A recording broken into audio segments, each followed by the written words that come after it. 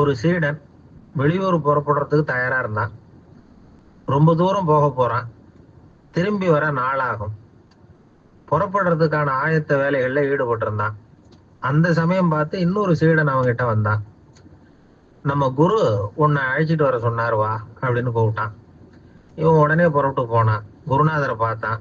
அவர் காலில் விழுந்து வணங்கினான். வணங்கிவிட்டு எழுந்திரிச்சான். அவ்வளவுதான். குரு ஏதாவது உபதேசம் பண்ணுவாருன்னு எதிர்பார்த்தான். ஆனா நடந்தது என்ன தெரியுமா? குரு அவனுக்கு ஓங்கி ஒரு அடி கொடுத்தார். எதிர்பாராம இந்த அடியை வாங்கினதும் அந்த சீடன் அதிர்ந்து போயிட்டான். பக்கத்துல இருந்த மற்ற சீடர்களும் திகைச்சு போய் நின்னுட்டாங்க. அடி வாங்கின சீடனுக்கு மனசுக்குள்ள குழப்பம். நாம என்ன தப்பு பண்ணணும்? புறப்படுற நேரத்துல இப்படி குரு கிட்ட அடி வாங்குற மாதிரி ஆயிட்டுதே அப்படின்னு நினைச்சு மனசுக்குள்ள ரொம்ப வேதனைப்பட்டான். கொஞ்சம் துணிச்சலை வரவழைச்சுக்கிட்டு குருநாதர்கிட்டயே கேட்டுட்டான். சுவாமி, நான் என்ன தப்பு பண்ணினேன்? என்ன இப்படி அடிச்சுட்டீங்களே? ஒரு வார்த்தை கூட உங்களை எதிர்த்து நான் பேசினது இல்லையே. இவ்வளவு காலமா உங்க விருப்பத்துக்கு விரோதமா ஒரு காரியம் கூட நான் செஞ்சது இல்லையே. வந்ததும் வராததுமா ஒண்ணுமே சொல்லாம என்ன அடிச்சுட்டீங்களே. குருவே, நான் செஞ்ச குற்றம் தான் என்ன அப்படின்னு கண்ணீரோட பரிதாபமா கேட்டானா அந்த சீடன். ஆனா அந்த குரு முகத்துல கொஞ்சம் கூட கோபம் இல்லை. அவர் சிரிச்சுக்கிட்டே நின்றுகிட்டு இருந்தாராம். அதுக்கப்புறம் சொன்னாராம், என்னுடைய அருமை சீடனே, நீ ஒரு தவறும் பண்ணல. நான் உன்னை அடிச்சது நீ ஏதோ தப்பு பண்ணிவிட்டேங்கிறதுக்காக இல்ல. நீண்ட பயணம் போக போறேன். ஞாபகமா ஏதாவது கொடுத்து அனுப்ப வேணாமா? நீ ஞானம் பெற்ற பிறகுதான் திரும்பி வர போறேங்கிறது எனக்கு தெரியும். அதுக்கு பிறகு உன்னை வந்து அடிக்க முடியுமா?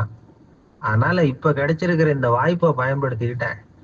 அப்போதைக்கு இப்பவே அடிச்சுட்டேன். அவ்வளவுதான், வேற ஒண்ணும் இல்லை அப்படின்னாராம். குரு சிரிச்சுக்கிட்டே இப்படி சொல்றார்.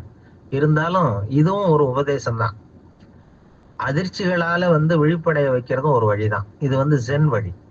பெரும்பாலும் அதிர்ச்சியின் மூலமாகவே ஞான தரிசனத்தை அருள்கிறவர்கள் தான் ஜென் குருமார்கள். நம்ம தியானம் தான் ஜென். இந்தியாவிலிருந்து இது சீனாவுக்கு போய் கொஞ்சம் பேர் மாறி வளம் பெற்று ஜப்பான்ல ஜென் ஆகி வளர்ந்துருக்குது. அவ்வளவுதான். ஜென்கிறது தியானம்.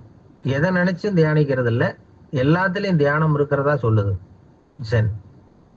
பேசுறது, இருக்கிறது, நடக்கிறது, சாப்பிடுறது, சிரிக்கிறது, தூங்குறது, தொழில் செய்யறது அல்லது சும்மா இருக்கிறது எல்லாமே தியானம் தான். ஜென்கிறது ஒரு சுய தரிசனம். தன்னைத்தானே அடையாளம் கண்டு கொள்ளுகிறது தான் அது.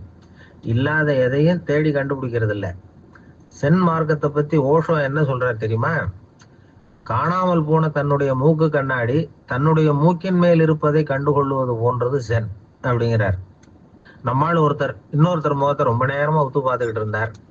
என்ன பாக்குறீங்கன்னாரு அவரு. நீங்க போட்டிருக்கீங்களே மூக்கு கண்ணாடி, அதை தான் பாக்குறேன்னாரு இவரு. நீங்க அப்படி பாக்குறதுக்கு விசேஷ காரணம் ஏதாவது உண்டான்னு கேட்டார் இவர். உண்டுன்னார். என்னன்னு கேட்டார். நேத்திக்கு காணாம போன என்னோட மூக்கு கண்ணாடி அது அப்படின்னாராம் இவர். இன்றொரு தகவலை வழங்கியவர் தென்கட்சி கோ சாமிநாதன் ஐயா ஆவார்.